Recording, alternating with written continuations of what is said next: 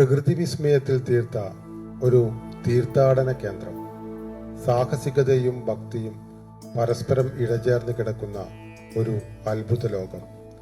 അതാണ് കുടജാദ്രി. വിദ്യാരംഭത്തിന് ഏറെ പ്രാധാന്യം കൽപ്പിക്കുന്ന കലാകാരന്മാരുടെ ഉപാസനാ കേന്ദ്രമായ കർണാടകയിലെ കൊല്ലൂർ ജില്ലയിൽ സ്ഥിതി ചെയ്യുന്ന മൂകാംബിക ദേവി ക്ഷേത്രത്തിൽ നിന്ന് 30 കിലോമീറ്റർ അകലെ, സമുദ്രനിരപ്പിൽ നിന്ന് 1343 മീറ്റർ ഉയരത്തിൽ കോടമഞ്ഞിന്റെ സൗന്ദര്യ ലഹരി നുകരുന്ന കുടജാദ്രി.